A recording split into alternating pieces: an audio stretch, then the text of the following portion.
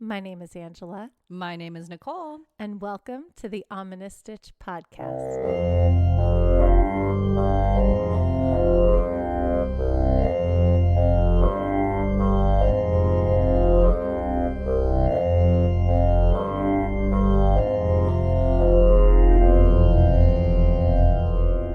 Hello, Stitchers. Hey, everybody. Welcome to another amazing episode of the Ominous Stitch podcast. Yay. We are back. Yeah. Backstreet's back. All right. I missed you, Stitchers. Yeah. It's been a whole week. Well, Angela, what's got you in stitches? Oh, what has me in stitches is I had a super fun and stressful weekend, and it was like opposite weekend. Okay, let me just dive in before I start qualifying it because it's not going to make sense. So here we go. My husband and my son went away on their first man's trip. I was going to say, what is the song? Parents went out on a week's vacation. Oh. Fresh Prince. Yeah, it's a Fresh Prince. There you Yeah. go. So they went out on I vacation. got the keys to the brand new Yes, Porsche. well, it's mine. Well, of course not. Well, so they went fishing. So they went fishing. Uh-huh. So it was my husband and my son and my father-in-law and my brother-in-law. So they had a whole man trip. Trip. Yeah, they all went fishing. They did an overnight fishing trip. They caught a ton of fish. I can't wait to eat it. It's going to be so yummy. What kind of fish did they get? So my husband caught 2 lingcods, which are these big codfish. They're like really big. Okay. A lot of rockfish, which are so delicious. They're so good. You said that. Rockfish. Yeah. Okay. Rockfish. So they're in California. They're these big orange guys, and they kind of live at the bottom. And so you have to drop your line way down low. Because they live in the rocks. Because they live in the rocks. They live in the bottom. Get it. And then you pull them up, and then by the time you pull them up to surface, their eyes bulge because of the it's the funny pressure. because of the pressure. But no, they're really yummy. And then they caught a bunch of whitefish too. Nice. And then some other fish that were caught were sheep's head, but I don't think anybody in my family caught any sheep's head, but those are the kinds of fish that they were catching. Nice. They were in Ventura fishing around the Channel Islands. Oh, Ventura. okay. So that's the kind of fish that you catch around there. Got it. But the waters apparently were a little rough. Oh, no. And so as soon as they got on the boat, yes, they started feeling green. No. And so they hung out on the rail all night. They didn't get much sleep. They, fed the fishes quite often, if you guys catch my drift there. Right. But gross. They eventually the waters calmed down and they fished and had a great time, built lots of memories. Good. They had so much fun, even though they didn't eat or sleep No. the entire trip. Poor guys. But they had a lot of fun and a lot of bonding was done. Okay. And then on the flip side, I stayed home with my girls. Yeah. And we had a girls' night. Aww. So I put curlers in their hair. We did face masks. We painted our nails. We watched girly shows. And then the next day I took them out to brunch. I did their makeup and we did all dressed in pink. Yeah. And a couple of us did the high pony. Aww. Me and my older daughter, we did the high little Barbie pony because, yes, I took them to the Barbie movie. Yay! And so we went out to brunch. Fun. And then we did a little shopping before the movie. And then we went to the movie. And it was really nice. It was a fun little, very girly weekend and very opposite of what the boys were doing. Puking on a boat, catching fish. I'll take the latter. Thank you. But if you haven't seen the Barbie movie, it made me cry like 3 different times. No. It's so fun and so pointed and campy, and I think it's brilliant. Okay. I've heard great things about it. Yeah, I need to see this movie. You do need to see this movie. It will make you cry. Aww. And if you're a woman, you understand it perfectly. If you're a man, I'm sorry you don't quite get everything that's going on. Sure. You will try. But unless you're a woman, okay, you can't get it. How many but how many white male rage movies are there compared to women movies? Sorry, but that's there's a lot of them. So yeah, we get to have one movie here and there. Go see it, and women, you get it. Nice. You get it. I love You get it. So it's wonderful. I'm excited. So yeah, the Barbie movie, go see it. Go see it. It's Okay. It's good. I have to see it. I don't know when I'll have time to do that by myself because I doubt my boys will want to come see it with me. I will go see it with you. Aw, if we have time. Yeah. Okay. Yeah. We'll make it a day date and we'll go see it. Okay. We have so many movies coming out, like horror Me movies, too. that we're gonna have. I'm going back to the movies, guys. Yay! So, yeah. Okay, but cool. We'll figure that out. So Nicole, what has you in stitches? Okay, so I've got a fun personality quiz for y'all. That I took and I thought it was really interesting. Okay, so the first question is, if you could be any animal, what would you be? Okay, think about it. All right. Okay, mine was otter. Oh Okay. yeah. Okay. The second one's like, okay, pretend that otters are out of the question now. So you have to choose another animal that you could be. Oh. I said French bulldog. Yes. Those are her two very favorite animals. Yes. Anytime I come across an otter or a French bulldog, You'll send me I send you videos. I know, and I send her love pictures. it. By the way, they have furry Frenchies. You sent Which me that. I didn't know that was a thing, and I was like, "Have you seen these?" And you're like, "Yeah, but they're not as cute." They're not as cute. I agree, right? they're not as cute. They're fluffy, but for some reason it doesn't add to their character. I don't know. It doesn't make them cuter. Yeah, no, they're cuter with the less the, hair. Yeah. So okay. So Frenchie, can I take a stab at what I think your third animal is? yes. Panda. No, but that's a No? good one. Why didn't I think of panda? I don't know, because those are your big three. That's it's usually an otter, a Frenchie, or a panda. And I love pandas. I don't know why I didn't think of panda when I did this quiz. What did you think of? Cat. Cat. But panda makes more sense. Yeah. Okay, I'm gonna choose panda. But Okay. in my quiz that I initially did, I said cat. Okay. So how this works. Your first answer, your first animal is how you want people to perceive you, your personality. So you want people to see you as an otter. As a playful, happy animal. Yeah. Happy-go-lucky person. Yeah, that's like super like So that's what I'm creative, trying to and you like. hold hands when you sleep. I'm a good parent. Yeah. Yeah. This is my like Aw. how I want to perceive. But Uh-huh. the second animal is how people actually see you. As a Frenchie? So I'm a dumb dog. No. Frenchies bring joy to everybody that sees them. Yeah, my last Frenchie was pretty vicious. That one is, I won't. she's an oddity. Yeah, we'll take that one out. But yeah, Frenchies are happy dogs that like are companions. They do well with families. They like to make people laugh. Yeah.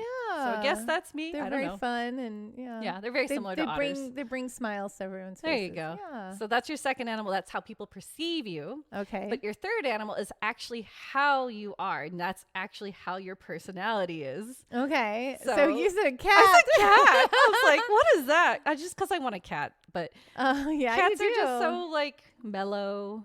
They do what they want. They do what they want. Cats are like So I guess that's me. people exist to serve cats. There you go. That's But I what don't they see believe. myself like that. Do you see me as a cat? Not at all. See? So I'm a Yeah. panda. Yeah, a panda is definitely more. We're yeah. goofy. Pandas. Okay, so that's a fun fact of pandas and koala bears. Uh-huh. Okay, those two animals shouldn't exist Yeah, that makes sense. because evolution. We don't know how, but like both the animals rely on one specific food. Right. I learned that koala bears, if they don't get the certain type of eucalyptus, they won't even eat. Yeah, So- it's only one type of Yes. eucalyptus that they can eat. Yeah. Yeah. Isn't that crazy? Yeah. Yeah. It's crazy. So, and then pandas, like, yeah, they rely. Bamboo. Yeah, rely on bamboo. They're silly. They roll around. They're goofy. Yeah, I love they're 'em. very funny. So there you go. Take that personality quiz. All those like TikToks. I somehow Yeah. got on that TikTok thread of pandas that are trying to kill themselves, and it's just them like Yes. rolling out of trees. Yes, they fall out of trees constantly. Like, what are you doing? They're so funny. But I sent Angela roll videos around. of little panda like babies. And they're so cute. They're so cute. You're like, I want to be a professional panda cuddler. Yes, one day. If I ever like win the lottery, that's you what have I'll to do. be Chinese though. Oh, you do? Yeah. Boo. Yeah. Oh, It's never an official job for the Chinese. Thanks. They own every single panda there is. You burst my bubble. I'm sorry. You can do whatever you want. You win that lottery, and we will Maybe convince the Chinese I'll government buy that you get to like have. a panda conservancy like in China, and then be like, Angela and I have to be. We have to be panda handlers. cuddlers. Yeah. Yes, that is part of the job. Okay. Okay, deal. We'll go do that. Anyway. But yeah, so take that personality quiz, do what you want with it. What 3 animals would you be? Let us know. You can email us at theominaustitch@gmail.com, or you can comment on any of our social medias. We want to know what 3 animals you are so that we can get to know you a little bit better. That would be cool. Yeah, so that's fun. Yay. Anyway, this is going to be a fun episode. I know. I'm so excited. Yeah, thank you for doing the stitch I asked you to. I know. Well, okay, so we'll get into that, but okay. So let's get stitching so we can talk about that, and then we can dive into what the episode is, because I can't wait for story time. Yay! It's going to be so cool. Okay. All right, so let's get stitching.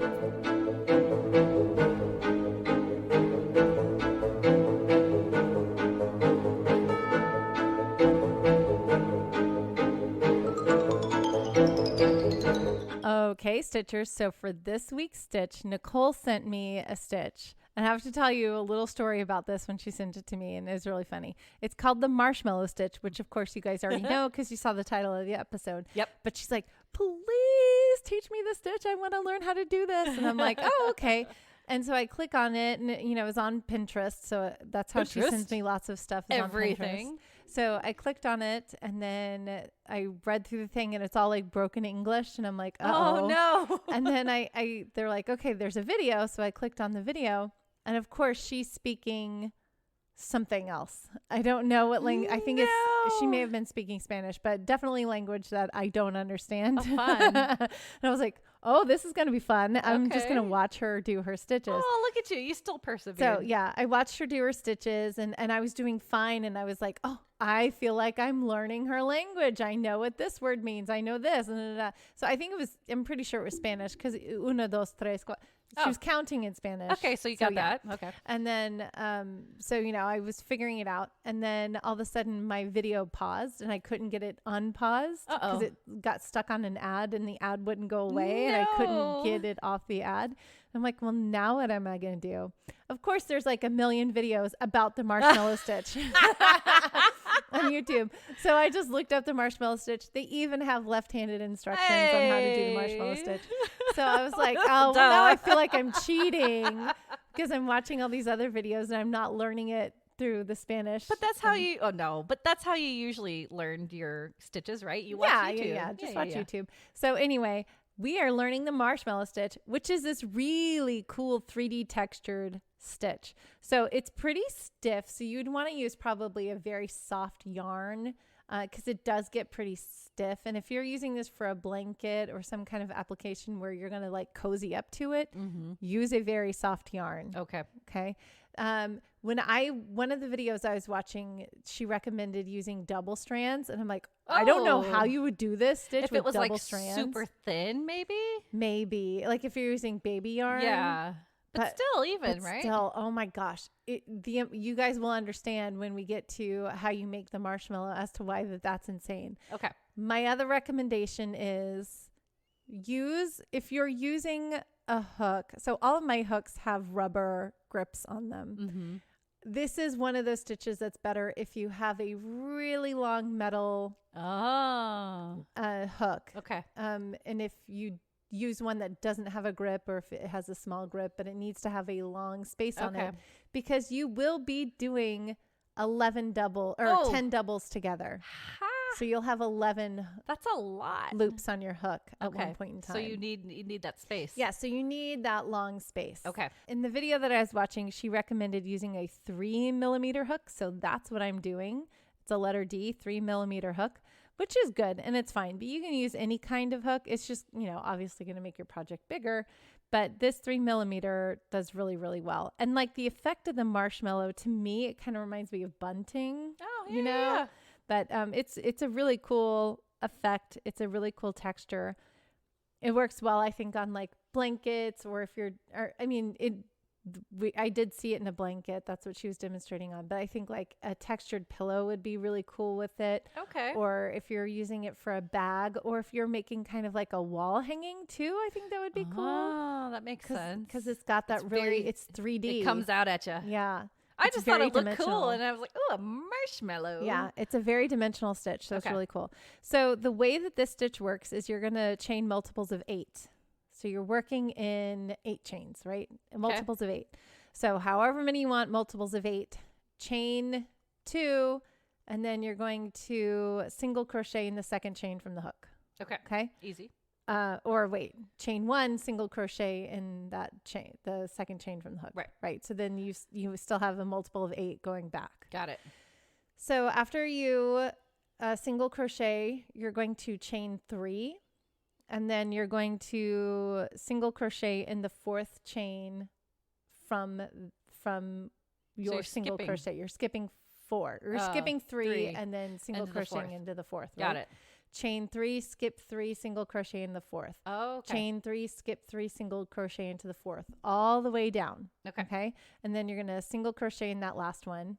And then you're going to chain 3 and turn. Okay. So after you chain 3 and turn into that first loop of that first chain 3 that you did, you're going to do 5 double crochets. Wow. In one stitch. In that chain 3 space. Ugh. Okay. Then you're going to do 5 double crochets in the next chain 3 space. Okay. So it's 5 double crochets in every chain 3 space all the way back. And then you should be left with a single crochet, and you're going to double crochet into that single crochet that you have there. So you're going to have like a single crochet or a chain 3 border going on both ends. Does that make sense? Yeah. All right. Now we're going to make the marshmallow. Okay. So after you finish your row of 5 double crochets going into each one of those chain 3 loops, you're going to double crochet in the top of that single crochet from the row below, right? Okay. Yep. Okay. Then you're going to chain 1. Then you're going to single crochet into the top of that chain 1. Okay.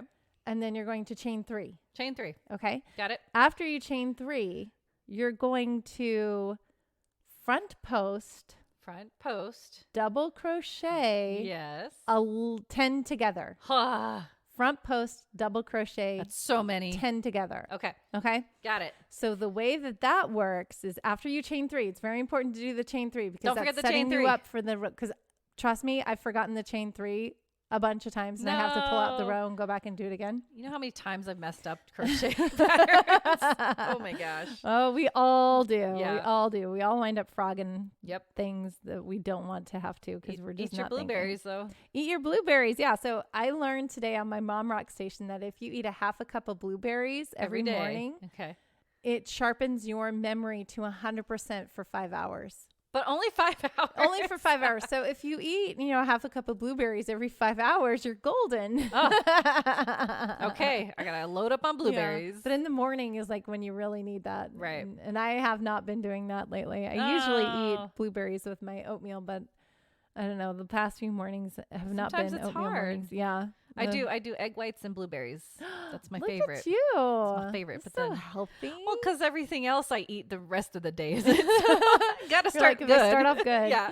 Oh my goodness. So when you're doing these, after you chain 3 and you start your front post double crochet 10 together, you yarn over, you pull up that first double crochet, right? So you're going to insert your hook from the back and come back around to the other side so that double crochet is in front of your hook.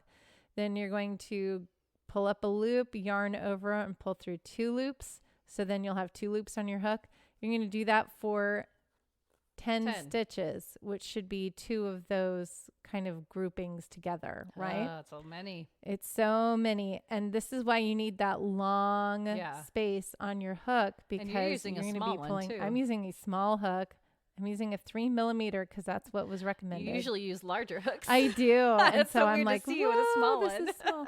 No, I'm like in Nicole's territory now. Yeah. She uses the small hooks. I have to. But like once you get going, adding them to your hook is fine as long as you keep, moving them down and you have a long hook and you have a lot of space. With that. Look at that. You get them all on there. Holy cow. Yeah.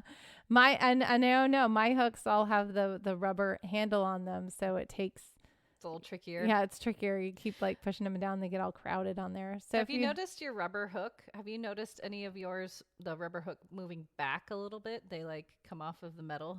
No, do yours do that? Yeah. Uh-oh. Just on a couple. I have to push it in like sometimes. I'm like, oh, it's coming off. Oh no. It's okay. Uh-oh. No, mine haven't done that yet. So maybe I'm just not using them enough. Okay, so I'm on my last one here. So you're going to wind up with 11 loops on your hook because you did the 10, right? Plus and then you have the first one, Yep. right? Then you're going to yarn over, pull through all 11. Go, go, go. Pull through all 11 and then chain 1 to lock that up. And when you do that, it pushes all of those double crochets from the row before into this nice little kind of semicircle thing. That looks like half a marshmallow. It looks like half a marshmallow. Then you chain 3. Don't forget the chain 3. Don't forget the chain 3, because if you forget the chain 3, you have nowhere to put the next row's 5 double crochets. Right. Because you're always doing, and then that's the marshmallow stitch. You're doing 5 double crochets into your chain 3s, and then your front post double crocheting 10 together to push them out forward. That's so cool. And they're always separated by the chain 3. Yeah. Does that make sense? Yeah, it looks awesome. Yeah. And so when you do this, after you finish your first grouping of 10 together and you chain 3, the most important thing to not forget to do, which is something that I forget to do almost every single time, is you're going to sink a single crochet in between. In between. Yeah. Oh. Do a single crochet in between before your next grouping. Don't forget that. Yeah. So don't forget to do a single crochet before you do your next grouping of 10 together. Okay. Got it. Does that make sense? Uh-huh. And then you're going to chain 3 after you do that single crochet. Don't forget the single and then the 3. Don't forget the single and the 3. Okay. Then you do 10 together. Okay. You do 10 together, then you chain 3, single crochet in between before you do the next group. Yes. Chain 3. Chain 3. Wait, you chain 3 before and after the? Before and after, yeah. Got it. Because you want to, like, for this example, I have 4 groupings of marshmallow stitches, and which means I have 8 chain 3s going on, right? Yeah. So you always want to make sure you have the same amount of chain 3s in every row. Otherwise, you're going to just like lose it. So if you ever wind up not having enough marshmallows, then you've skipped a single crochet and a chain 3 somewhere, because I do that. So it's 10 together. So it's a single crochet, chain 3, 10 together, chain 3, single crochet, chain 3, 10 together. Yeah? Always nestled in between. Yes, always nestle in between. And that's your marshmallow stitch. That's so it. cool. So you can do that and change colors and do that as much as you want. But that's it. But I see, your yarn is definitely hard to work with. Yeah, it's very stiff. Yeah, thick and stiff. So we'll do something a little bit lighter if I do this one. Yeah, I would recommend doing a nice light that it's easy to shove and pull through. And yeah. Cool. Okay. But you also don't want one that's going to split on you, because you're pulling through so many loops. That's true. So yeah. I've had that happen Pick before. your yarn wisely, folks. Thank you, Angela. You're welcome. That's the marshmallow stitch. Yay! Now you know why I picked the marshmallow stitch? Because we're going camping. We're going camping. Yay! I'm sorry, I should have done this like weeks ago, but I'm a little late. It's okay. No, it's okay. You can still go summertime. camping. You can go camping anytime. You can go in the fall. Camping in the fall is awesome. Yeah, I love camping in the fall. Pretty, and it's cooler. Yeah. Okay. Well, yeah. You want to get story time? Let's go pitch our tents and go to story time.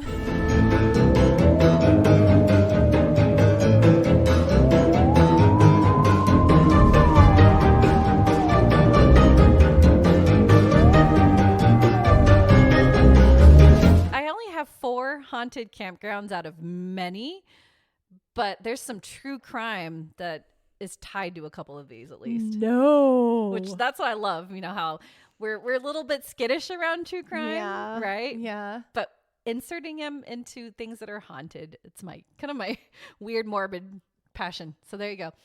The first one we're going to is Big Moose Lake in Inlet, New York. Big moose. Big moose. I wonder if there was a large moose there at some point. I'm in time. gonna guess. I'm gonna guess. They probably saw a lot of big moose.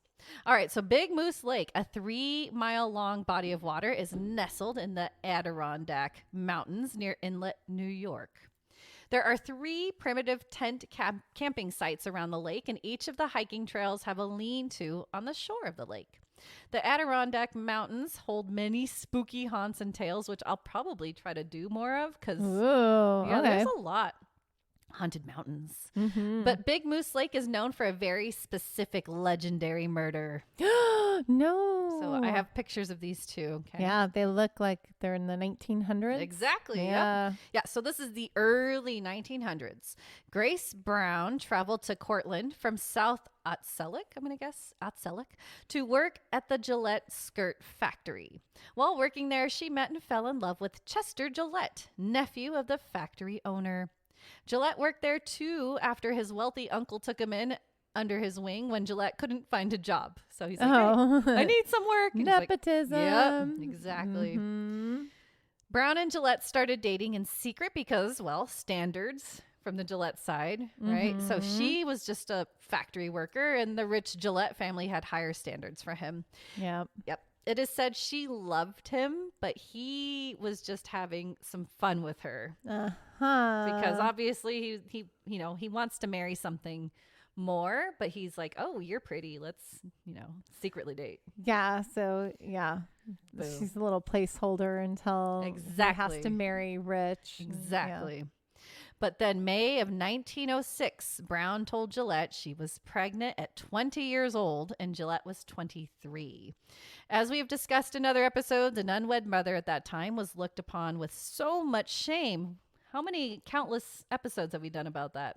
Yeah, like all of them. Yeah. It's not countless. We've had like 50. Just so many. Yeah. Whenever we're reporting on wedding or like marriages or babies back in then, it's like, it just seems like it was so sad and so like frowned upon. Yeah. If you're not wed. Yeah. It's very no back then. Yeah. I'm glad it's still not like that. I mean, some places I'm sure are unfortunately like that, but it's a lot better. Yeah. So she tried to convince him to marry her and she had to move back to her family's farm. I didn't do that. Sorry. Let's rewind. Okay.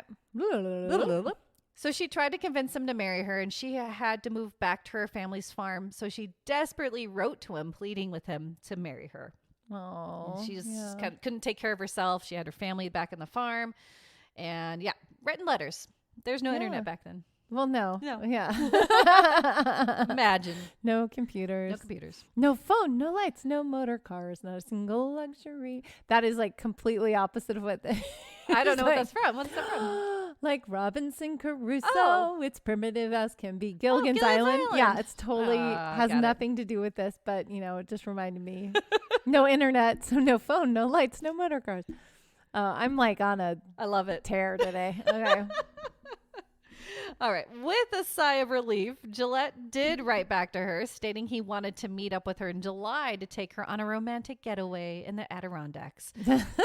No, like, okay, I'll marry you. No, I'm going to take you away. Let's go away. Well, she thought he was going to either propose or even marry her. So Brown was ecstatic and agreed to it. So it's like, oh, you're going to take me out? Oh, is this like, leading up to it? Cool. All right. Yep. The two met up in Utica and took a train around Tupper Lake and back. On July 11th, they stopped at Big Moose Lake. Brown would leave her trunk at the train station every time they would go somewhere, but Gillette insisted on taking his belongings everywhere. Warning sign. Mm-hmm. The two ended up renting a canoe and went out into the middle of Big Moose Lake. Note that in previous letters to Gillette, Brown had mentioned how miserable it was to be pregnant and not married, and two told him she wanted to die. She also mentioned she didn't know how to swim. Oh, no. Yeah, let's put all that together, guys. So in the middle of the lake, Gillette reaches for his suitcase, grabs his tennis racket that's tied to it, and bashes Brown's head with it. With a tennis racket? With a tennis racket. I even wrote this. I was like, I guess they were made better back then. I know. It's like you think tennis it would just rackets break on you. Are really light. Yes. So why would a tennis...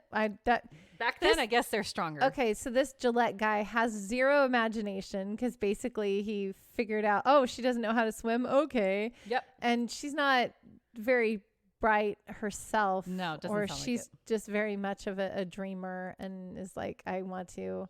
Well, she grew up on a farm in a small, land area. And he's like this big fancy man that exactly. she can, he probably provide sweet for talk her to her. Yeah. Oh, this is such a bad situation with people not being smart. Nope. Oh, but a tennis racket? A tennis racket.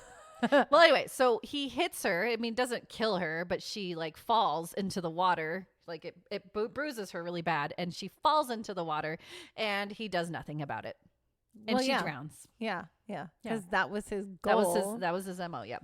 So Gillette leaves her body in the lake along with the boat in the middle of the lake overturned, and he checks into the Arrowhead Hotel in Inlet, but under a different name. Did he swim back to shore? Oh, yeah. Okay. Yeah.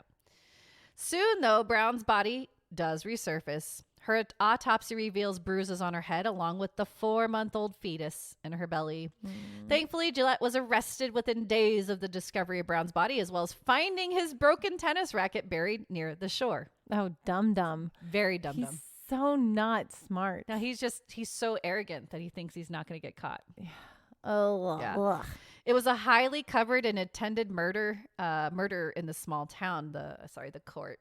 Mm-hmm. So Gillette pled not guilty and claimed Brown jumped into the lake to commit suicide, and that when Gillette stood up to save her and the boat capsized. Yeah, sure. Dumb. Prosecution came back that Gillette indeed hit her over the head and did nothing to save her from drowning. December 5th, 1906, after 5 hours of deliberation, Gillette was found guilty by the jury, murder in the first degree. He was sentenced to death by electric chair.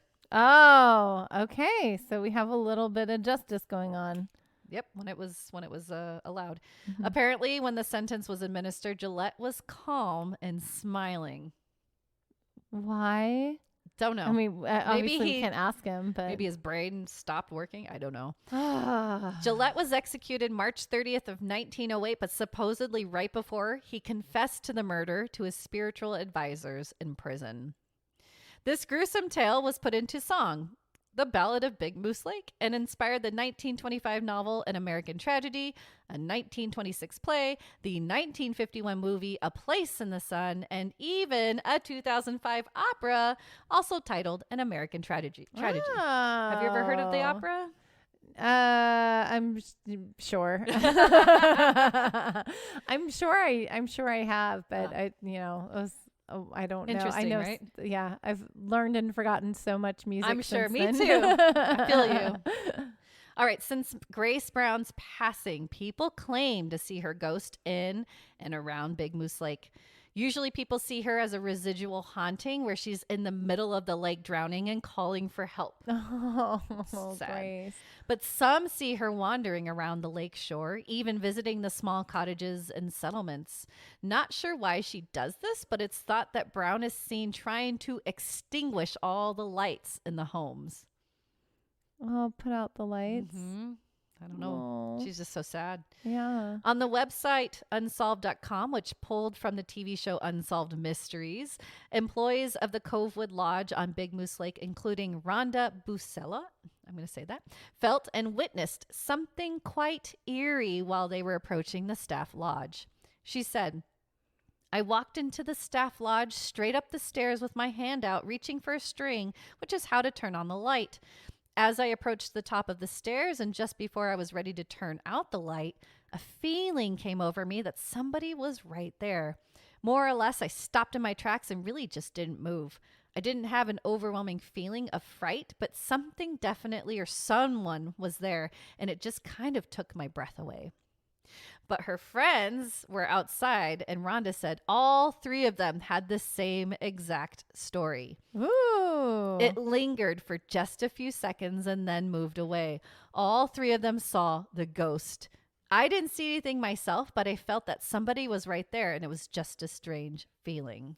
Dude, that's pretty cool. Right? So she felt it and her friend saw it. Yes. Oh, that's pretty cool. Quick ghost, yeah. Then a few months after this happened, Linda Lee Mackin stated, I was walking down toward the lake with my flashlight and the light was getting dimmer and dimmer. By the time I got to the edge of the lake and the rocks, my flashlight wasn't working. So I had to turn around and go back. I was awestruck, and not only I was certain that I was looking at a ghost, but I had a very strong feeling of sadness. She was very sad. Yeah, because I don't think she wanted to die. That was probably pregnancy hormones talking and her just trying to desperately get Gillette to marry her. And like, maybe if I tell him I want to die unless he marries me, that's like a very severe ultimatum. Right. And so she thought he was finally like taking her up on it. And no, because he's selfish and arrogant. Yep. That's what you get, man. Disgusting. Next, we have the Holy Ghost Campground in Torero, New Mexico. I got a picture for you. That's so pretty. It's really gorgeous. Situated 16 miles north of Pecos, this campground has 23 sites and is situated in a beautiful steep canyon along Holy Ghost Creek. The U.S. That's an ominous name. I know. Holy Ghost. Well, the U.S. Forest Service translated the area's Spanish name, Espiritu Santo, Holy Spirit, and applied it to the campground. Oh, okay. That's the only reason why. It is a beautiful campground that is part of the Santa Fe National Forest, but be aware as there are many terrifying stories that surround this area. Oh, no. Now, the original tale of why Holy Ghost is so spooky is that back in the 17th century, it is said that the Pueblo tribe revolted against the Spanish because they were trying to convert them to Christianity. All the Spanish natives fled except for one priest. Upset about the torture and forced slavery the Spanish put them through, they slaughtered the priest. That makes sense. Yes, but there is a conflicting tale that states the priest had killed the Native Americans. I don't know which one's true. Somebody killed somebody. Yes. And it created but the priest bad died. juju. Yes. Okay. The priest, no matter what, he died on the land. Okay. And some who stay at the site claim to see the ghostly apparition of a priest haunting the woods. Campers will claim to see shadows walking through the trees. Some think it's the priest, while others think it's the Pueblo people. Mysterious lights are also seen floating through the woods. Ooh. As if that's not spooky enough, Outside.com interviewed local ghost tour guide Alan Pacheco, and he said, there are a number of people who have gone missing in the surrounding Pecos wilderness vicinity. It's like the Bermuda Triangle of New Mexico. People disappear into thin air. Is it like a portal? Could be. I wouldn't doubt that. Because New Mexico has there's portals in New Mexico. Stargates right? they were in Arizona, I believe. Arizona. But that's close. Yeah. Yeah. No idea. Okay. No clothings or bones are ever found. Yeah, see? Yep. It's a portal. And according to Pacheco, people have also spotted UFOs, seen strange shadows, and heard voices. He claims the speculation is the area holds a cosmic doorway or portal. Yay, see, I got it right. Look at me go. I'm learning, guys. I'm learning. Now, all over websites, people state that in this campground, there have been gruesome car accidents, brawls between bikers due to paranormal activity. I tried to research that. No idea where that came from. That's awesome. That's so They're funny. just beating each other up. Okay, so I've been watching Mayans MC. That's right. There you go. Shout out to Matt. Yay. He works on that. Nicole's husband does sound for that. Yep. So, but anyway, so yeah, I've been watching Mayans MC, and so in my brain, I'm like, it's the Mayans and the Sons of Anarchy, like having this big brawl, and like these ghosts are everywhere. It makes no sense. It's so funny. Like urging them to fight. I'm sure it's not funny if they're like, if this is a real thing and they're really. I don't know. I could not find anything about it other than this one website. But the concept of it is just hilarious. Right? Like, what? Why are they fighting over ghosts? What does that even mean? Maybe the energy, the juju. I don't know. They have like the little devils sitting on their shoulders, like yelling at them to go fight. And then they leave and they're like, what happened? It's like the berserkers. So you know about berserkers or people or the Vikings that would go berserkers. Yes. They would drink a special tea. Oh, it's probably like quote mushroom unquote tea. Special tea that would make them go berserk. So it would like heighten their senses and make them just cocaine. Cocaine. It's probably some cocaine. I don't remember what the blend was what was in it, but it was definitely a drug crazy, that right? would make them crazed and go into this rage. And fun. Yeah. So maybe it's a little bit of they're eating a little something cocaine, something special, and the devil's on their shoulder telling them to I don't know. Fight. But yeah, that's crazy. There's apparently brawls. It's a brawl, I don't know why that struck me as funny and weird. Probably because I've been watching, so much of the Mayans. Yeah. No, that makes sense. So funny. They also hear sounds of chanting in the forest and state troopers that disappear. Oh. But, okay, I tried researching that last tidbit and I couldn't find anything about a state trooper disappearing in the Holy Ghost campground. They're covering it up. It is a big government conspiracy. Yeah, I put on your conspiracy theory hats. Oh, it's a big alien thing going. Yeah. So there you go. Well, apparently we all know there's aliens and we just don't care. We're like, yeah, but we're all poor. How do we help this? Guys, this is going to be coming soon because I'm sure all of you have been seeing all of this. Like, yeah, there's aliens, and the whole government did the whole. There was yeah. You guys know what we're talking about. It's all over TikTok. It's everywhere. It's so funny. I'm like, yeah, nobody. Why isn't it a big deal, people? Like we're all so nonchalant about it. I know. Yeah, okay, it's so weird that people aren't like aliens. What? And we aren't going off on that. Well, my husband, he's like, well, until you pull out an alien body, I'm not going to believe it. I'm like, oh, okay. But okay, he needs to see it. He needs to see the proof. He needs to see it and like poke it. Which He's a doubting Thomas. Yeah. Which I'm guessing most people are. That's probably why they're so nonchalant about it. They're people like, are like, yeah. We've heard there's aliens forever. Exactly. And, yeah. There's all whistleblowers all over throughout the time. But anyway, who knows? Who knows? But coming soon, we'll probably be doing another alien episode, guys. With all this alien information coming out there. Yeah. So many stories, man. All right, but lastly, Outside.com wrote this on their 2019 article about the most haunted campgrounds. On Friday, October 18th, after this story published, a group of Outside editors bravely spent the night at Holy Ghost to investigate the claims of paranormal activity. The night passed peacefully, but the next morning, associate managing editor Alita Burchiski got up early to fish the nearby Holy Ghost Creek. About 10 minutes in, her hook got snagged on a root along the bank. As Burchiski worked to free the hook, she saw a dark figure of a man in her peripheral vision approaching her. He was walking weird, kind of loping, Burchiski says. Initially, she thought it was her husband coming over to tell her how cold he was, walking strangely in an attempt to warm up. But then I turned to say hi, she says, and nobody was there. It was Bigfoot. That's a new also thing. I don't know. This is when this releases. It's probably be a few weeks. Yellowstone, someone's claiming to have seen 2 Bigfoot. Ah! Yeah. Okay, we'll have to do another. Oh, guys, we are coming up with ideas on the fly here. Yeah, it is time to do another Bigfoot. Yes. We haven't done one in a while. We will. Yeah, we'll do another one. They're claiming that it could have been grizzly bears because they always say it's grizzly bears. Right. They look nothing alike. Right. But they're apparently like right before this sighting, they're saying that someone else saw 2 big ones with 2 cubs.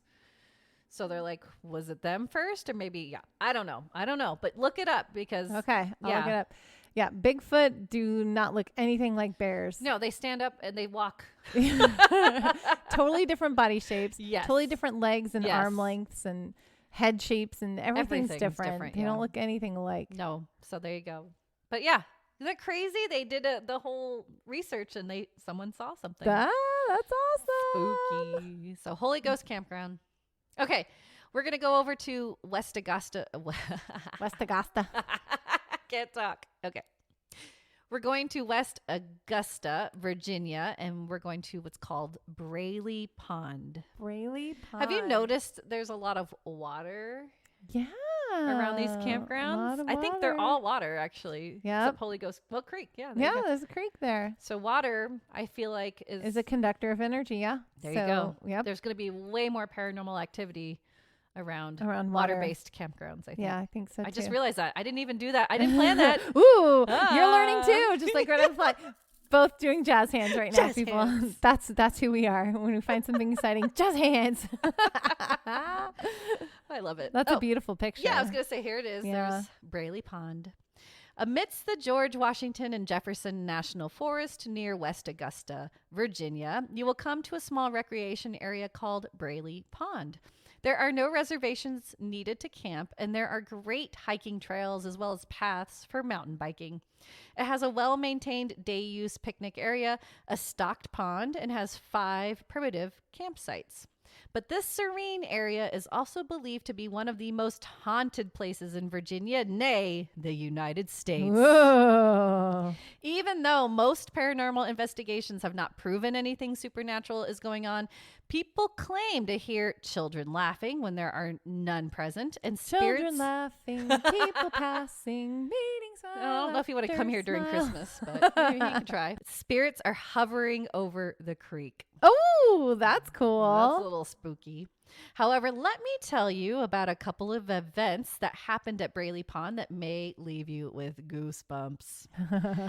Paranormal activity seemed to frequent Braley Pond after the night of May 22nd, 2003. 19-year-old Christopher Kennedy was part of a local gang, and the other members learned that he was thinking of going to the police with information about the gang members. Uh-oh. Yeah, 2 other members were ordered to punish him for it. They then lured Kennedy to Braley Pond and ended up stabbing him 13 times, then dumping his lifeless body into the pond. Oh, that's more than punishing him. That is like eliminating him. Yeah, so I read the whole court case because it's online. I'm gonna link it.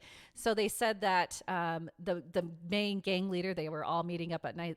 He just wanted them to punish him. So they thought they were, to beat him. Yeah. But they ended up killing him. They came back and reported it, and the gang member was like, "I told you to, beat them, not kill him." Yeah. Oh well, okay, it's done.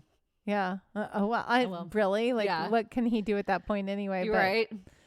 So poor guy. So then, goddamn right, I ordered the code red. Oh man. Okay.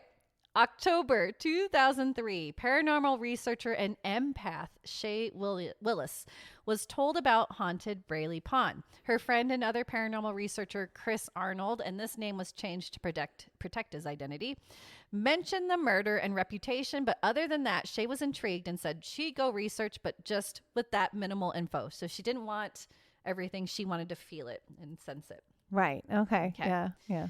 So with her paranormal interest group of about a dozen or so teenagers in tow, they decide to check out Braley Pond.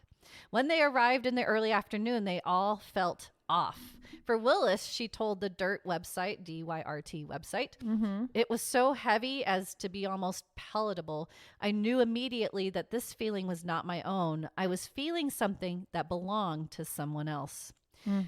They made their way to the dam area of the pond, and suddenly 2 of the teenagers felt physically sick. They panicked and had to sit by the edge of the woods to gather themselves, and at the same time, Willis was also feeling very nauseous.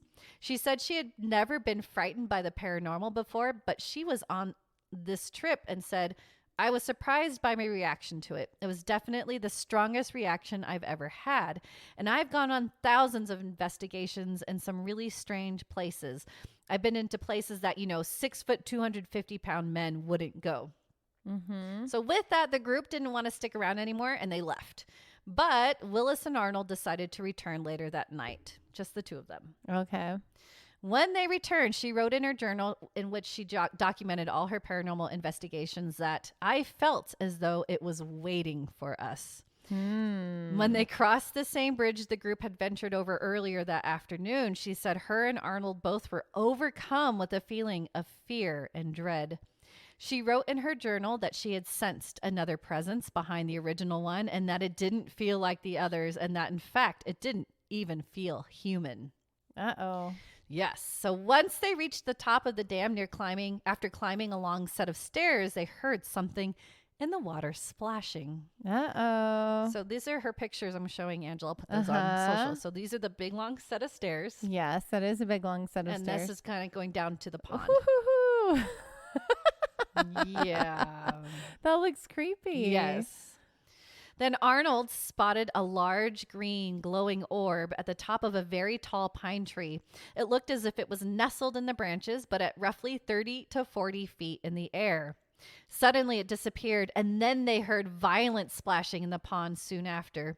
Willis stated it was loud enough to have been the size of a full-grown person. Interesting. Now, if that wasn't enough, they both felt something was darting directly at them. So this made them hightail it out of there. So coming from the pond. Right. Yeah. So, okay. I have my skeptic pants on with this one. I don't really know why they're on for this one, but they're on firmly because my brain is like, yeah, it's a fully stocked pond. So, and fish bite at night. So yeah, they're splashing. It makes sense, especially if it's fully stocked. If a lot of fish are in a feeding frenzy, it's going to sound like a person splashing in the water.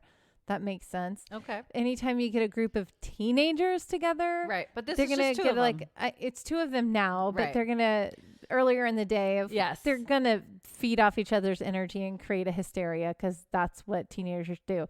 Not necessarily on purpose, but that's what happens. Right. Like we've all been teenagers, we know how that works.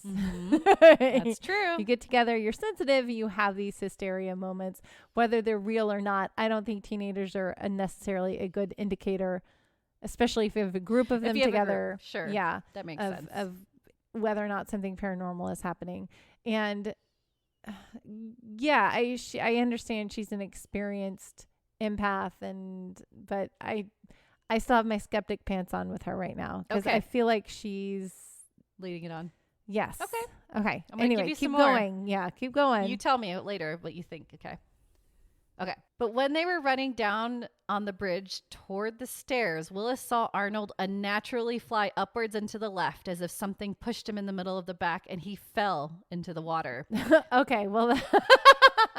Thankfully, Arnold reassured Willis he was okay, but yelled at her to keep running. As soon as she stood upright from the pond, Willis claims at that moment something jumped onto her back.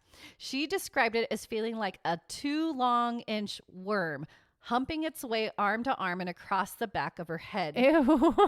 In her journal, she described it as psychic jelly and as if it had tentacles. Ew. Arnold somehow had already climbed out of the pond and reached the truck before Willis. So when Willis reached the truck, she started screaming, "There's something on me! There's something on me!" inside the truck. Arnold couldn't see anything, but Willis was at that point completely upset and crying. She insisted it was crawling all over her. After that night, she felt whatever crawled onto her kept trying to communicate with her, especially through nightmares. She described it as little bits and pieces of it were still stuck with me. She even would catch herself drawing pictures of tentacle blobs while at work.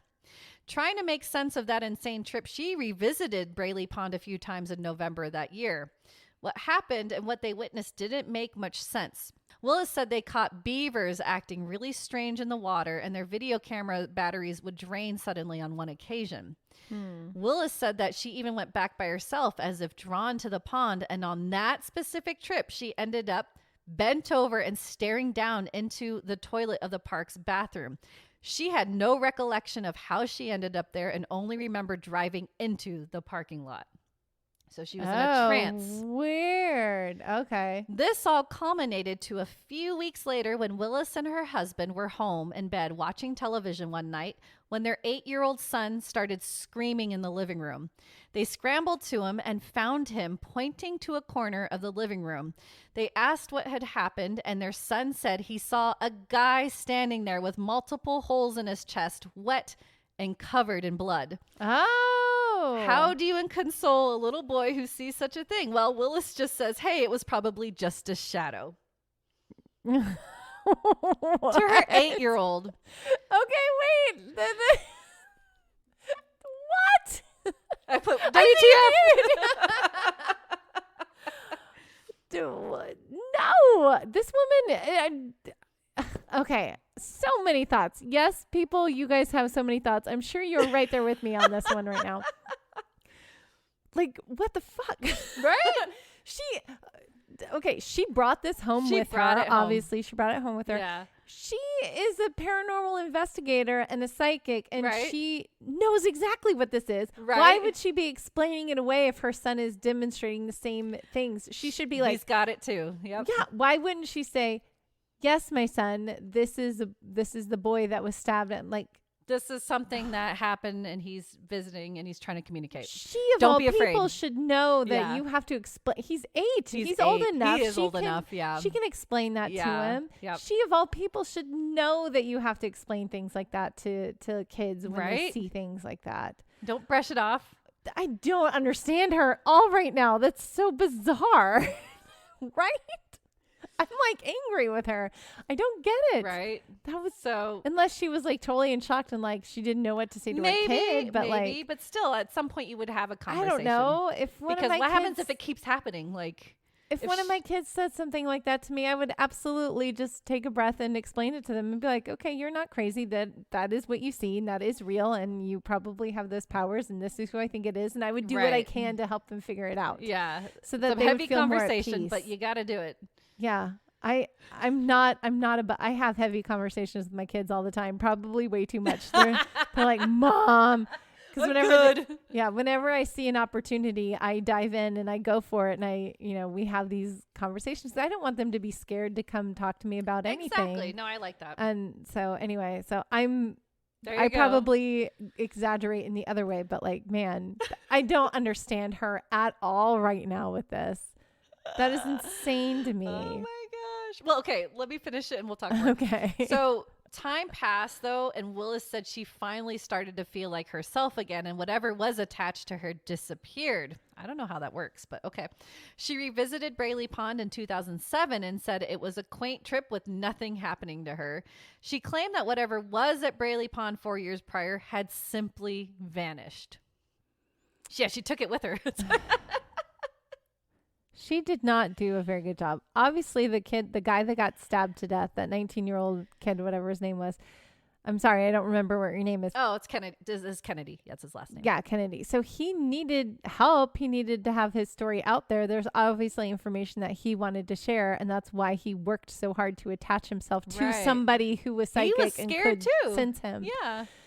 And she of all people should know that these are people that she's dealing with. It's not like it's a person. Mm-hmm. Yeah, he had tentacles. That's probably the only way he could grab onto her. Well, she said there was something there that wasn't human at the same time. So it was him and then a demonic entity. Yeah. So she felt that she had the demonic entity. Something. Well, I feel like though she has psychic friends in the community, she would probably bring it to them.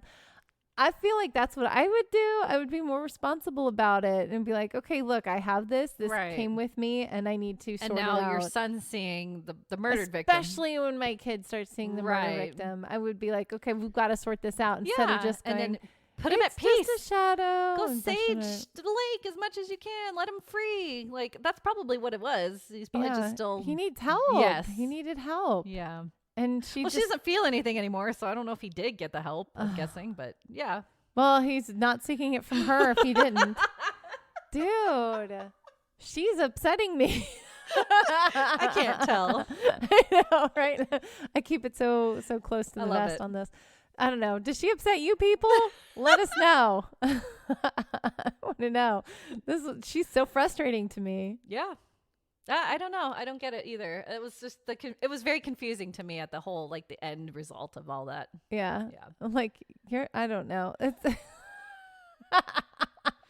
try to help people. That's all. Yeah. There's a more of the story. Yeah. Yeah. If you are blessed with these abilities, use them wisely and use them well and use them to help others. I don't know. To me, that was just like, running away. So frustrating and such like a waste. And there were so many opportunities where she could have used it to help educate her kid and to help sort out what happened there. And she says she's done so many cases too. That's what I was going to say. I was like, oh, maybe she's new. Nope, she's not new. She's been around the block. She said she's been in places that, giant men are terrified to go into. Right. And then, so, I mean, I don't understand why this one was different. Yeah. Why she didn't do her job.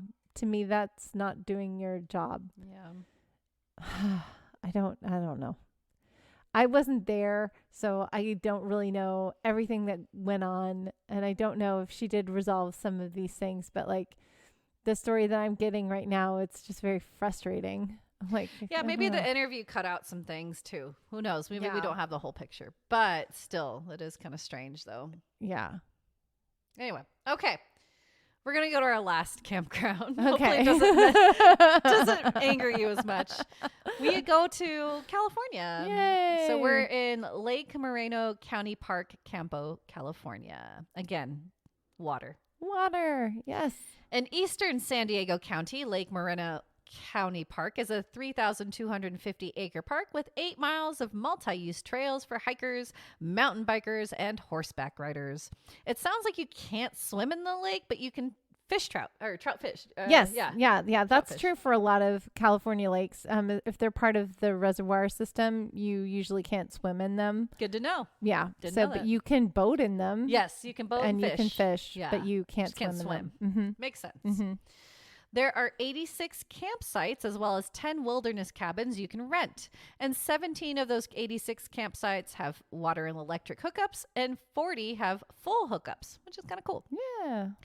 It is another beautiful camping area, but beware, Lake Morena has been given amongst the top ranks of most haunted campgrounds in the United States. Ooh. The reason, the multiple ghosts that haunt the grounds and ones that have been corroborated by multiple people, park volunteers, and park rangers. Yay. I love it when the Yay. park rangers see them. Yep. Now, the first haunted soul is that of a lady in white, or what locals call the White Lady. She's usually seen around the lake gliding along, but not harming anybody. Someone on Yelp in 2011 even wrote in that she is most often seen near the first large patch of boulders west of the campground. She will appear in the middle of the night just staring at people. Spooky. That's fun. Then you have a more malicious entity with a very sad tale. It is said this young girl named Millie was tortured by her mother, then eventually murdered on the Lake Morena campgrounds. A medium felt her pain as one time Millie screamed in pain, which caused her mother to slash her from ear to ear. Oh, no. Spooky. Millie has pale skin, blonde hair, and dons a bloody apron. It is said that she is filled with a murderous rage, so hopefully you do not glimpse her spectral figure. Apparently, what is she gonna she's do? going to come after you, apparently.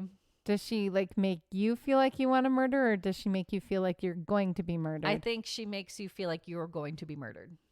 Oh, no, Millie. No, thank you. Yeah, she's very upset. Oh, Millie. Yeah, poor Millie. But let's discuss the article that was published in 1983 by the San Diego Union, where they had stories from campers and rangers of their own paranormal encounters. Ooh. Yeah, a long time ago. In 1981, the former dam keeper lived in the then 50-year-old house that was the first structure to be built on the land. While living there, the keeper had company stay the night on 2 separate occasions.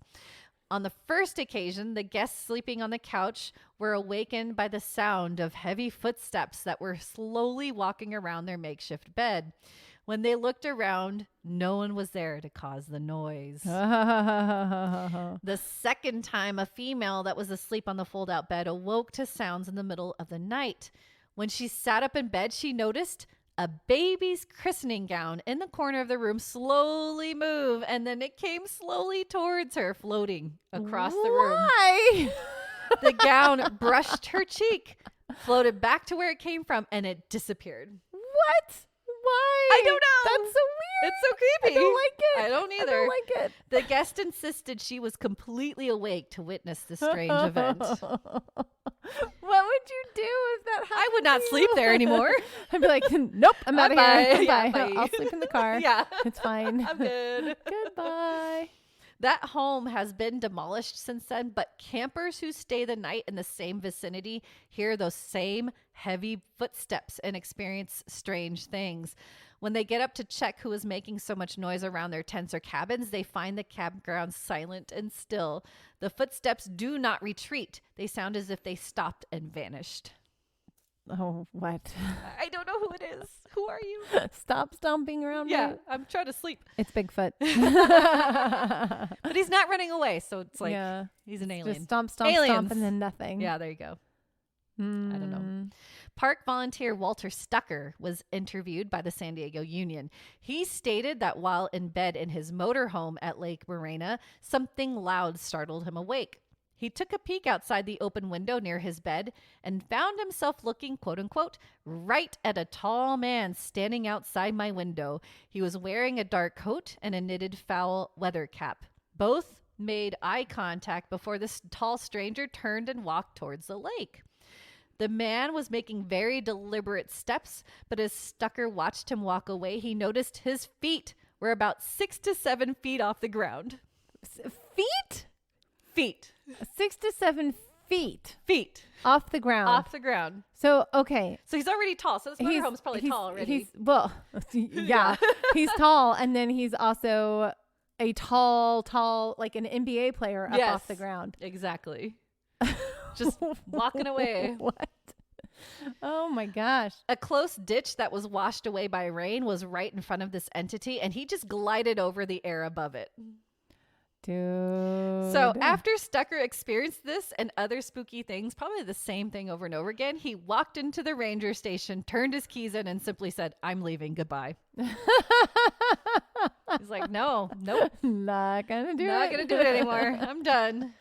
Oh, man. Then there are the experiences that Supervisor Ranger Tracy Walker that was written about in the San Diego Union. He recalls that he was in the converted back office of his ranger station, which used to be an old concession building constructed in the 1920s. The building was surrounded by trees with lots of leaves on the ground. While in the back office, he heard distinct footsteps outside to the point he stopped his work and intended to go find out who it was. But before he could even leave the office, he heard the footsteps accelerate, come around to the side door, and stop. That side door was only 12 feet away from Ranger Walker, and he then heard the wooden lintel that extended under the door, both inside and out. So it's just kind of a big, long wood plank. Yeah.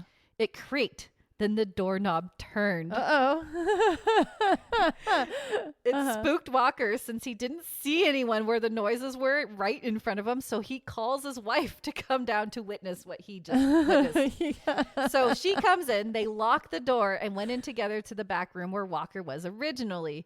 They waited only a short while because the footsteps then repeated themselves, and they both heard them and heard the lintel creak again and the knob turn. And nobody was there. And nobody was there. Oh, man. Would you do that to your husband? Would you be like, Matt, get in here. Come see this. If they were close enough, yes, I would make them come. I'd make anybody who was there, I'd be like, you got to witness this. I would be like, peace out. I'd be like the other guy and turn in my keys. Be like, nope. Peace out. No, but you got to be like, I'm not crazy. Like, actually, what I would do is I would go, hello, and like yell and then try to find the person that was coming. Yeah. But there's nobody Yeah. there. Yeah. Well, this day and age, 1980s, they didn't have cell phones. So I would have whipped out my cell phone. I would have gone looking for the person. Yeah. Yeah. In the 80s, yeah, I would have. You would have videoed it. In the 80s? If I had like a camcorder? Yeah. Now, yeah, I would have pulled up my phone Yeah. and been like, okay, everyone take that. And I would have, filmed myself so that I would have video proof of like, this is what happened to me if I don't make it. Find this camera and see what happened to me in my final moments here. Yeah, that would be scary. Yeah. Oh my gosh. This is like a dumb story. It's not supernatural at all, but to me in my brain it was when I was, before I had my youngest. So this is about 9 or 10 years ago before I had my youngest. Uh-huh. And I was working out a lot at this one gym, and the gym owner liked to make videos of his clients so that he could promote the gym and whatever. So I was helping him with a video. And so he filmed me. He's like, this is a stay-at-home mom workout or whatever. And he's like, you can do these things around. It was kind of a dumb thing, but he filmed me doing a workout, and we were working out in the front of the building because he wanted to make it look like these are workouts that you can do around your house. It was kind of the idea of this video that we were filming, although we were at the gym in the front of the gym. Okay. So I'm doing the workout, doing things. He's filming me. And then he sent me the video, and I'm watching it at home so that I can see, what it looks like and give him feedback, whatever. So I'm watching the video, and then I hear these like beeping sounds, which we had an alarm on our house at the time. This is my old house. And it was the same sound. Like if somebody's coming, if somebody opens a door, you like get the a beep, Ring beep, camera beep. thing. Yeah. Okay. You get the beep, beep, beep whenever a door is open. I remember right? that. Yeah. So I heard the beep, beep, beep. And I was home by myself. My kids were either sleeping or at school, and they can't open doors because they were little. Oh. So I was like, hello, who's here? Hello. And I'm going around my house trying to find, no doors were open. Nobody was there. Spooky. And I was like, what is going on? And then, every time I watched the video, I would hear the beep, beep, beeps. And I'm like, who's coming in my house? And I was like getting mad until I finally realized that those beep, beep, beeps were happening at the same time in the video. And when we were in the front of the store, we were in the front of the gym, and that's where the gym doors are. And somebody was coming into the gym.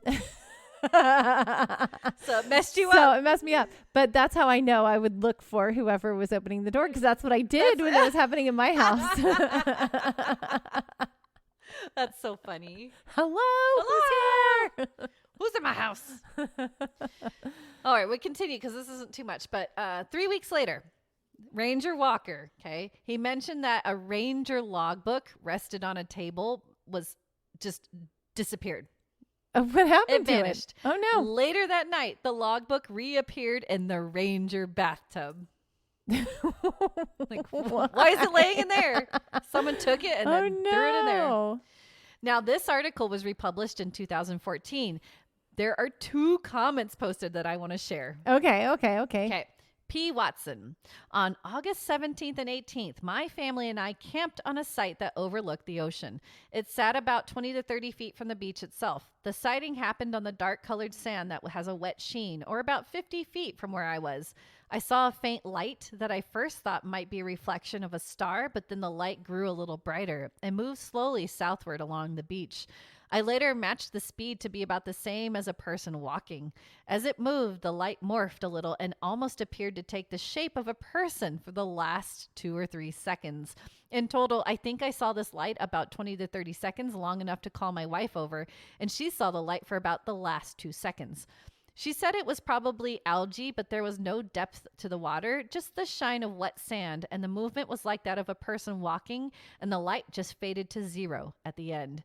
The white color did not match the white color of the foaming water or anything, and it was just plain strange to me. Ooh, so it's like, okay, that's cool. That's neat.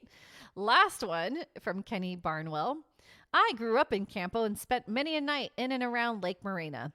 There are wild things that go on there. I have personally had 2 UFO experiences near the lake.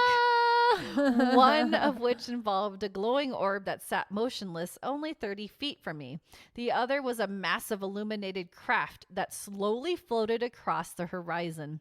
My friend and I also drove past a very strange creature late one night. Looked half human, half monkey, and stood on 2 legs. Bigfoot. Nearly everyone who has lived for any extended amount of time in Lake Morena Village has a story to tell. I could write a book from all the stories my friends have told me, not even counting the crazy things I've seen myself. Oh, that's cool. How fun. So Campo, we got to go. We got to go to Campo. We'll go to San Diego and we'll go to Campo. Yeah, and we can go to go visit Elsie and Lake Elsinore. Oh, that's right. Yes. Okay. And the Ortega Highway. Yes. We need to drive. That's our Vegas excursion when we go over there to see all their spooky things. Yeah. We got to go check that out. Mom trips. Yay. So those are my haunted campgrounds. Like I said, there's a lot more. Oh, it's so good. But yeah, these 4, I seriously didn't realize that all 4 of them had water attached to them. Oh, yeah. Water, man. It's a theme, man. It's a thing. That's so cool. Yep. I enjoyed that so much. If you guys have any stories from any haunted campgrounds that you guys have been to, we want to know. Yes. Email us at theominoussstitch@gmail.com. Or you can jump on any of our social medias and comment on there because we want to hear from you. We love hearing from our listeners. Angela. Yes. Have you had any? I should have asked you at the beginning. Have you had haunted experiences at campgrounds? I've been to campgrounds that have been really eerie.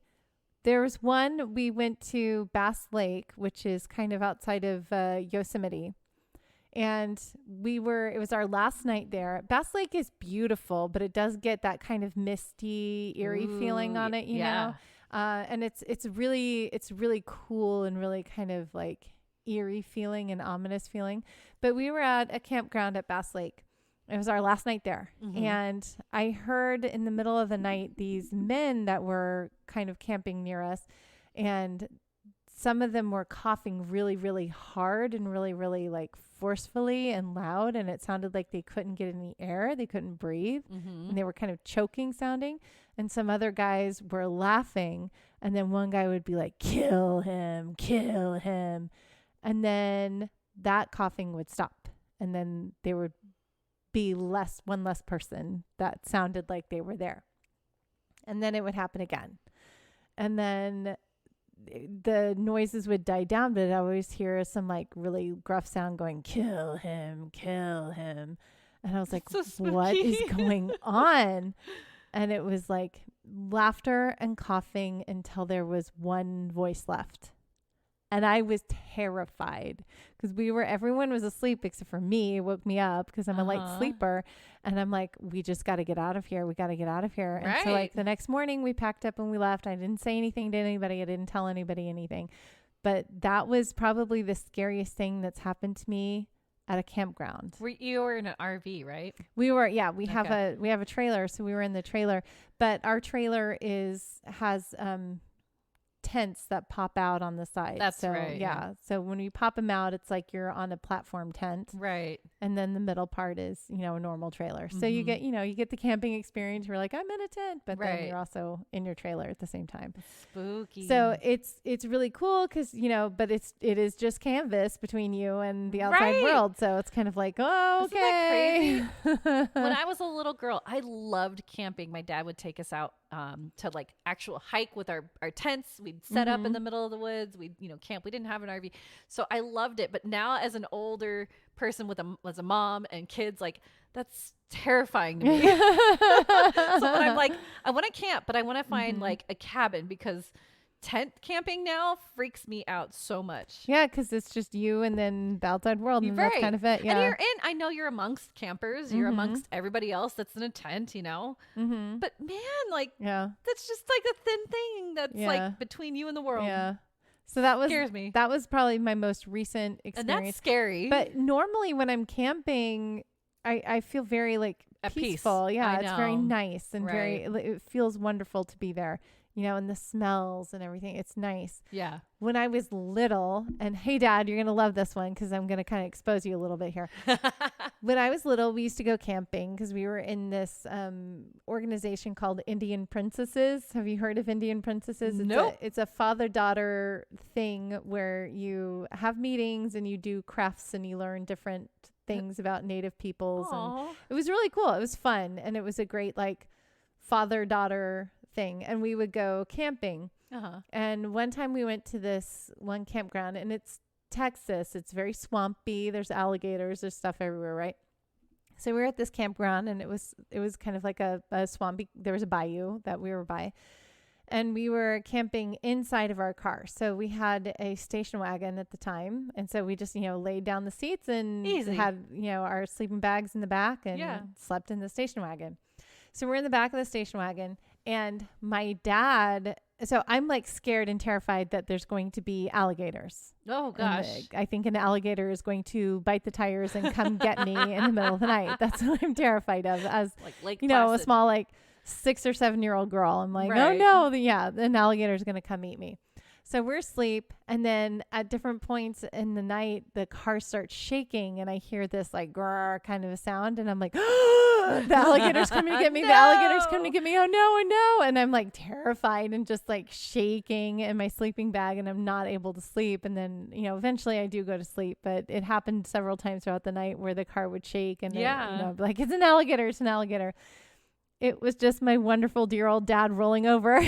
I knew it. Oh, dads. But your little mind. Yeah, my little mind. I'm like, oh no, it's an alligator. It's going to get me. I love it. Yeah. Well, at least it wasn't an alligator. But most of the time, and I've camped out under the stars where it's just me in a sleeping bag and, I've done and it's always been wonderful and peaceful. And I haven't had anything paranormal that I can remember happen at a campground. So that's good. Yeah. Except that one creepy one. I don't know what that was and I don't care to know. it sounds like you were hearing a party, and then you could hear the whatever entity it was that was telling them to kill. And most likely what was happening is I was mishearing what was being said because I was half asleep, and they were probably breathing in a lot of the smoke from the campfire that they had going on, or maybe they had COVID or something, and they were just coughing. And as voices would die down, they were just going to bed because it was in the middle of the night. So that's most likely what happened. But I definitely was checking the newspapers and like articles online. Nothing. Yeah. Yeah. It was like, what happened? What was going on? What happened? Yeah. That's fun. Yeah. So it was a little scary. But like the next day when we were packing up to go out, I was looking at all the campsites that were around us, and it was families. Nothing. Yeah. Everyone's cool. Like, everyone's fine. Oh, that's funny. But yeah, it was definitely terrifying when in the middle of the night when that was going on. Oh yeah, that's scary. Yeah, I haven't had anything. I can't say. I've camped a lot, like I said. Yeah. But I don't think anything paranormal. The only thing that was scary was that I was in 7th grade and I took my best friend hiking and camping. In the middle of the night, she didn't bring enough and she was freezing. So my dad had to like cuddle with her to give her his body heat. Yeah. And it was such a loving dad, and he's so sweet to do that. But he just gave her cuddles and she fell asleep, thankfully. That was it. That's good. Yeah. Aww. But that's it. Yeah. So my husband has a story of camping with one of his buds where it was cold. They were in Vegas. They were camping somewhere in Vegas, and it was cold, and they wound up like sleeping in the car because all of the camping supplies that they brought, stuff was just going wrong with everything. No, Nothing worked, and they didn't, and it was cold, and so you're like, and we're done. Yeah. So they just wound up sleeping in the car, and it was like a night of survival for them to just kind of like get through the next day because everything was broken and not working. But yeah. Oh, fun. Yeah. So this is a great, I love the story time. I love camping. I love hearing stories of camping, and definitely we always camp at lakes and always camp by the water. So I'll be on the lookout for any creepy things happening in the water. Water's doing it. Yay. All right. We got one more thing though. We do have one more thing. It's a movie time.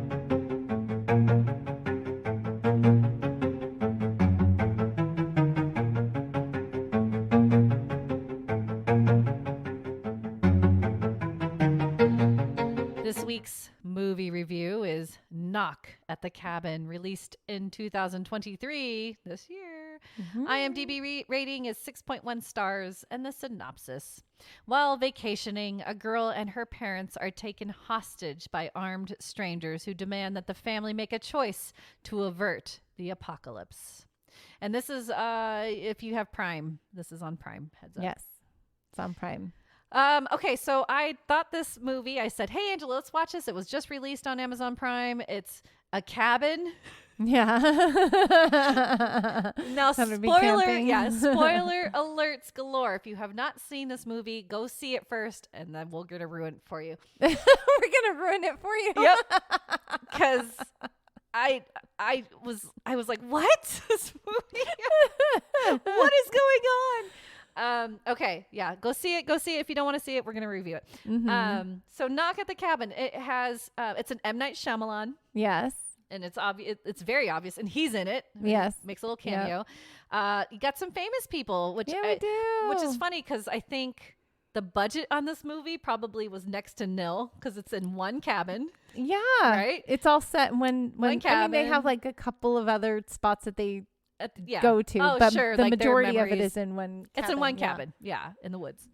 And you've got Dave Bautista, you've got Drax, you've got you've got Ron Weasley, you've got Rupert Grint, you've got Miss Marvel, or Marvel is Nikki Amuka Bird, I think. She's Sabrina. She's in Captain Marvel. Oh. She's in Captain Marvel's friend. Oh. There you go. So you got some big people in this. Jonathan Groff. Yep, Jonathan Groff. Yeah. So you got tons of big people. King George. Oh, that's right. From Hamilton. Oh, you don't know it. You don't do no, Hamilton. But I saw him. So. But also from Frozen. That's right. He's in Frozen. Yes. I knew that voice. Yes. Okay. But yeah, so I think that's where all the money went. That was my point. Went to all the stars. Yeah. So like it says, this movie does not have to be in a cabin. No, so it's based on a book though, right? Yes. Okay. And Cabin at the Edge of the World, End of the World or something Cabin like at the End of the World. Yeah. Which I think is great. Cool. Keep it a book. Because this movie infuriated me. I texted Angela after I finished it, and I was like, have you watched it? Let's watch something else.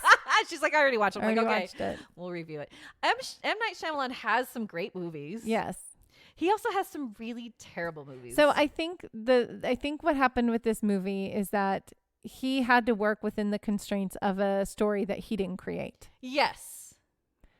I think that's what happened with it. I guess. He wasn't able to put M. Night Shyamalan spin on it because it's not an M. Night Shyamalan story. There's no like big twist in the end. I guess. Yeah. The Happening is one of my I hate movies. And he did that one. The Happening? I don't think I've seen it. Oh, it's Mark Wahlberg. Yeah, I don't think I've seen it. Oh, it's the worst movie ever. Oh, you should watch it and review it then. We'll do a Patreon Is that your episode. frailty? Okay. That is my frailty.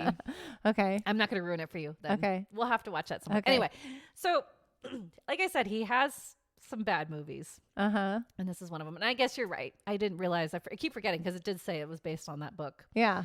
Yeah. But why did he do it? He didn't have to make this movie then.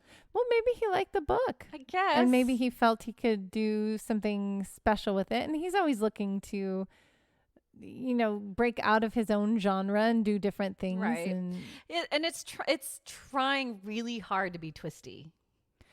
Yeah, and it's just not, because it's very straightforward with what it is. I mean, there is a moment where I did wonder, I'm like, is it because, they uncover some truths about the people that come to the cabin? Oh, First of all, what a terrible vacation. Oh my gosh. You're trying to get away.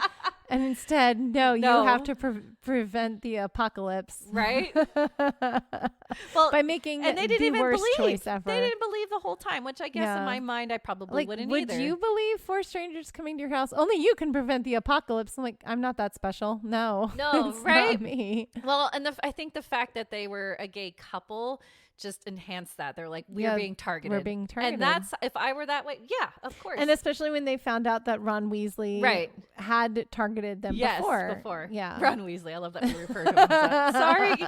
I hate that. He's so typecast now. I know. But anyway, yes. So it's hard. That kind of has that like, Rupert Grint. Yeah. Yeah, Rupert. If that is, is it going to happen? Is it... But you have that sense that they're like trying to tell you the truth, and they're showing them the TV. They're like, "Oh no, that's pre-programmed," and like, right. So the one guy had all these like very good logical points. answers as to why things are happening on the news. This is pre-recorded. They knew this was going to come on, and this is and they know who we are, and we're being targeted. And yeah, all that stuff. And he had some excellent points because they weren't getting any visions like the other people were claiming to have visions. And he's had such a rough life, with his lifestyle, that he's like, let the people die. And I'm like, yeah, you can kind of see where he's coming with that. He's like, I'm good. Yeah. People suck, but I love my family and I'm good. And I choose my family. Right. That was his whole thing. It was like, I choose my family. People suck. People are terrible. This is who I love. And this is who I want to be with. Yeah. And I'm sure everyone's felt that way at some point. Yeah. Yeah. So I get that. But this movie made me so mad. It made me so mad. I can tell. I know. And it wasn't filmed terribly. I just the concept, I was done at the beginning. Yeah. It's the 4 horsemen of the apocalypse kind of a concept. It is. But the fact that they had to see them die. Why did they have to watch that? Why do they have to see that part happen? I don't know. Maybe to convince them that this was real. Yeah, to me, it just makes it more crazy. Right. Like, oh, you're a suicide pact. Eventually, if I wait this out. Yeah, then you're all going to die. We're good. And they did. We're good. Spoiler alert. They did. Everyone dies. No, not everyone. No. Ultimately, a choice is made. Yes. And humanity is saved or humanity is not saved. We are not going to spoil that for you. I won't spoil that for you.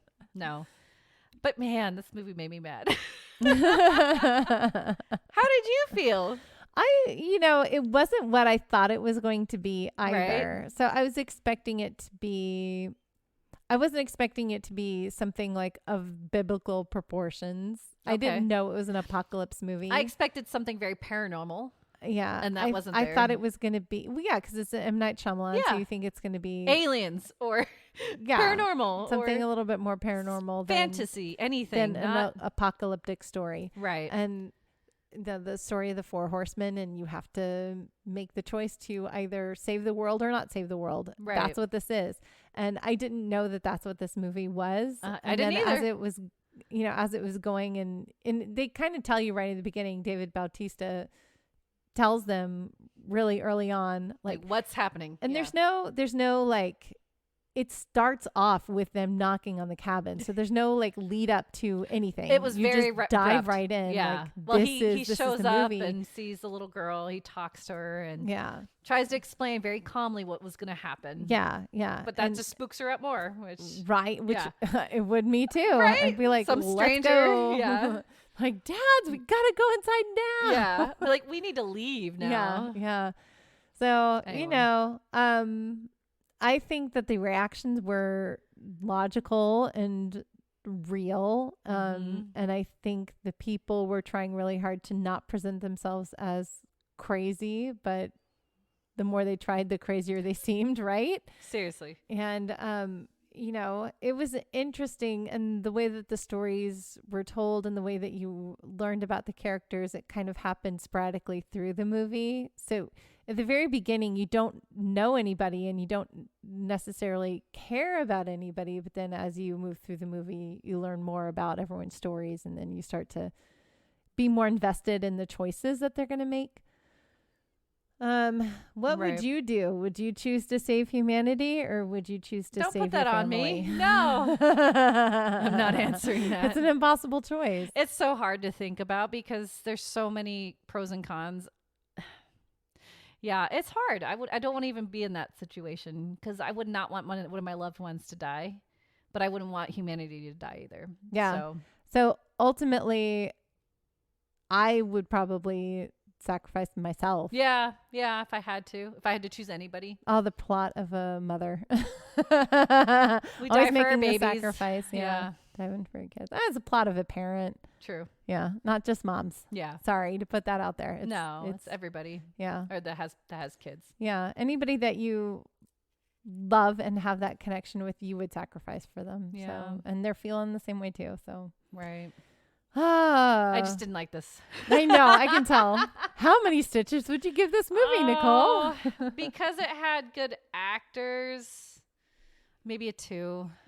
Oh, see, it's not your frailty. No. You gave a negative review. Oh, yes. That one, never again. But this one, just because it's M. Night Shyamalan, man, you could have gone with so many other options here, dude. But 2, because you had some good actors. There's some okay moments when they're like doing flashbacks and things. I kind of appreciated that. The choices they made, the first plague was a earthquake that hit the Pacific Northwest. I did not appreciate that. Like, don't come after me. But I understand because that is a huge fault line area, so that was more realistic and that made sense. The planes dropping, yeah, that was crazy. That was a little spooky. Yeah, but and then of course there's a sickness, that a plague that kind of spreads an actual through. plague. We're like, been there, done that. Yeah. So I give it a 2. How many stitches would you give it? I think IMDb's fair. 6.1, really? I don't know. Maybe 5.5. We'll go 5.5. Okay. Yeah. Okay. 5.5. Not bad. Just because it was like so straightforward, and you want there to be twists and you want there to be turns. But I get the whole reason why it's so straightforward is like the twist is the impossible choice you have to make. Like, how do you make that choice? Seriously. I don't like that. Yeah. Yeah. That's a tough one. And how do you believe that that choice is going to actually reality? do something? Yeah. And not just kill myself because I killed myself. Yeah. How do you make that decision? Yeah. Is this real? And if it is real, how do I make the decision? Right. This movie. But anyway, there you go. That's our knock at the cabin. So again, Prime Video. I think I stitched to this because I had a simple pattern I'm working on. And I was like, oh, I got this. So I could watch it while I was doing it. Yeah, I was learning the marshmallow stitch while I was watching it. Okay. So We can stitch to it. We can stitch to it. Yeah. Sweet. Yeah. Hey. Kumbaya. I'm tired. I'm tired too. All right. Okay. Well, that's the end of another amazing episode. And I forgot to say earlier, because we were talking about camping. Sorry, if you guys, it's okay if you guys want to see any show notes or see any of these campsites that we talked about today, or visit any other shows that we've done previously, you can jump over to our Podbean at podbean.com. There is also a little button you can click in the upper right hand corner that says Become a Patron, and you can join our little patron army and help support our little podcast and help us keep making this for you guys. And okay, sorry, I forgot to do that plug earlier. That's I think okay. I got excited and I did everything else. Good job. I said everything that I need to say. We've said everything. We've done all the things. We have entertained you. Are you not entertained? And with that being said, we'll see you, Stitchers. See you, Stitchers.